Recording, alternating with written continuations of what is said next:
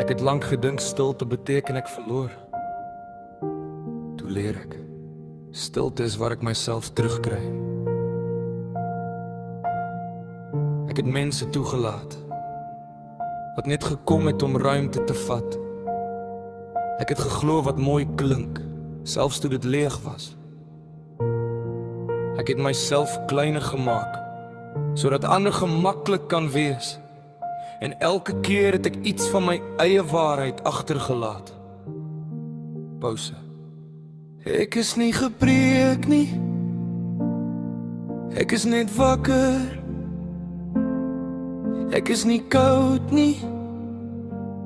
Ek het net geleer om my energie te beskerm, waar die waardeer word nie. Ek is nie sag nie. Ek is gevorm deur 'n ware, nie deur verwagting nie. Ek het opgehou buig vir wat my stil hou, en begin staan vir wat my eerlik maak. Ek het verstaan, nie elke band is bedoel om te bly nie. Sommige mense is daar om jou iets te leer, nie om jou te hou nie. En toe ek myself kies, het ek opgehou verduidelik. Hoekom? Ek is nie sag nie. Ek is bewus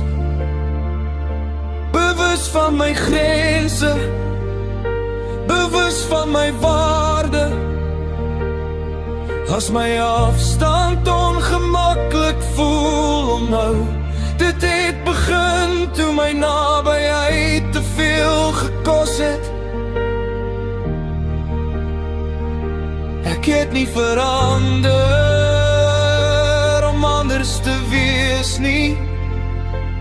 Ek het verander om getrou te bly aan myself. Finaal ek dra my pad met respek, nie met skaamte nie. Ek is nie sag nie, maar ek is reg met myself. En dit is genoeg.